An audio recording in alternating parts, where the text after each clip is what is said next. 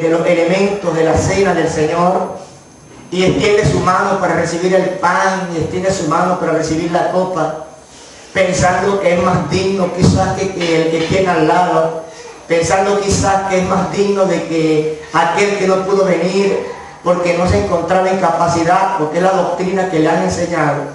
Yo creo que no hay nadie más indigno sobre la tierra, en el campo espiritual, que pueda recibir la cena del Señor más indignamente que aquel que crea que por sus méritos, por sus ayunos, por su vigilia o por sus obras pueda hacerse merecedor de participar de la cena del Señor.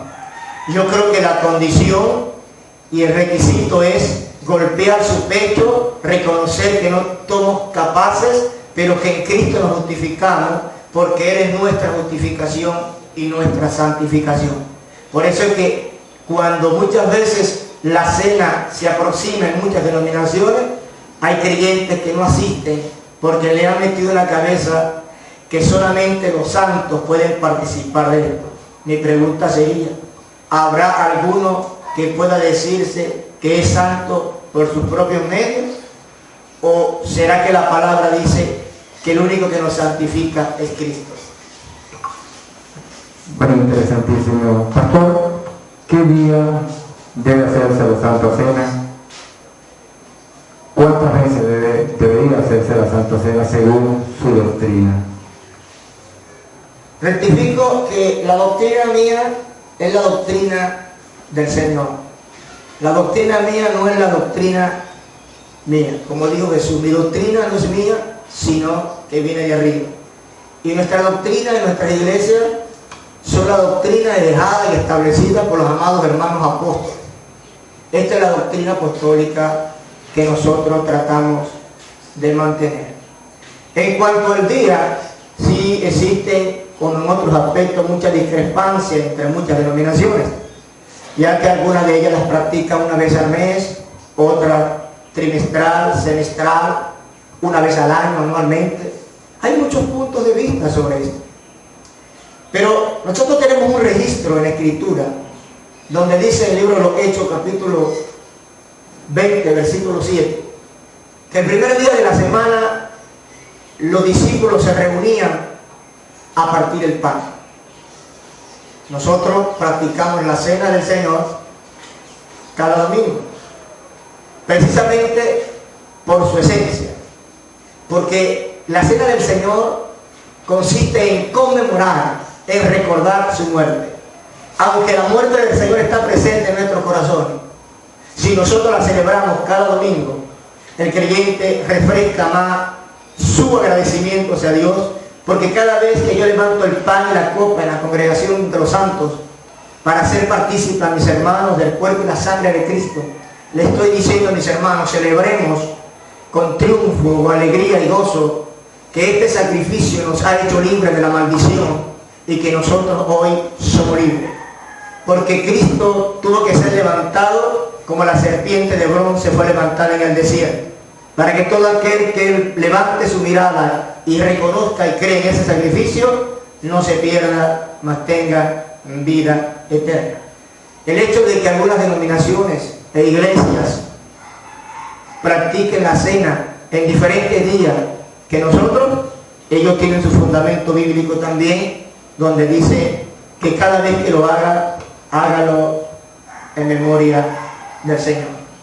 De manera que cuando una iglesia lo hace cada fin de mes, cada 3 meses, anualmente, ellos lo hacen tomando la palabra de que cada vez que la realicen.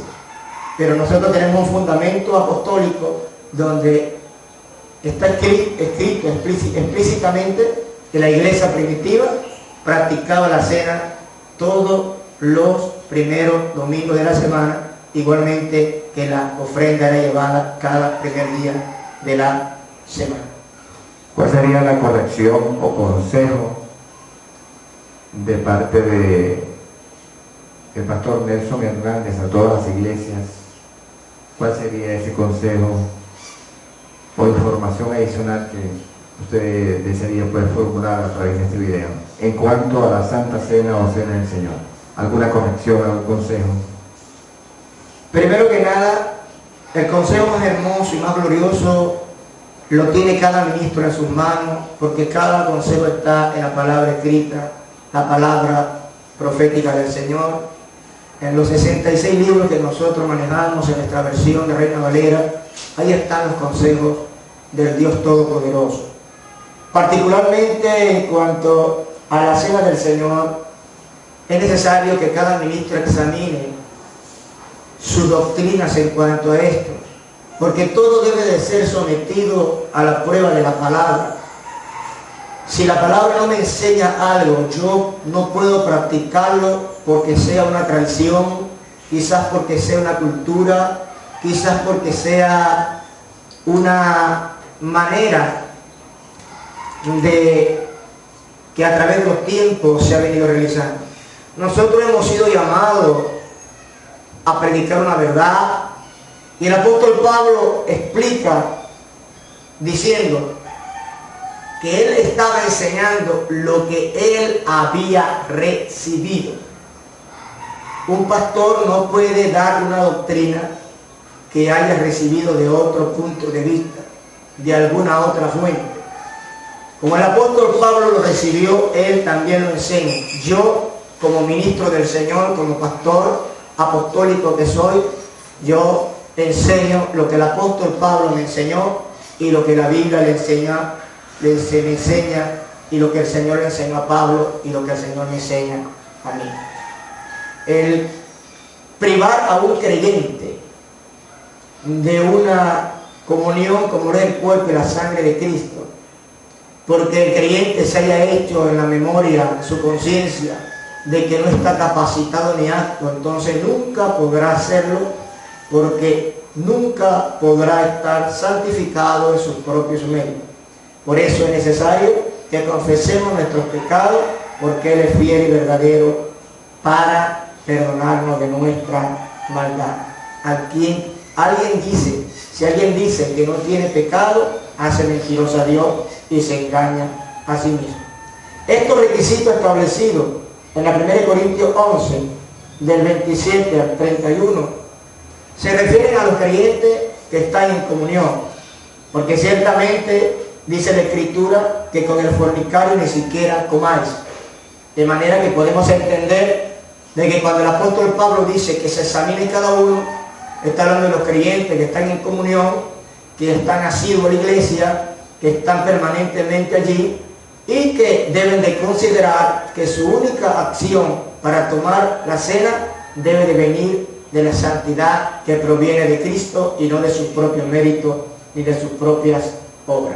Ningún creyente, este es mi consejo para los creyentes particularmente, ningún creyente debe de dejarse de abstener, de robarse la bendición de participar de la cena del Señor, del cuerpo y la sangre de Cristo. Cada vez que su iglesia convoque la cena, hágalo en el nombre del Señor, porque el propósito es para conmemorar la muerte de Cristo. No caigan en el error, como en una oportunidad, un hermano en la fe pudo decirme que la cena representaba para su iglesia el termómetro de la iglesia, donde ahí se daban cuenta quiénes estaban en pecado y quiénes estaban en comunión.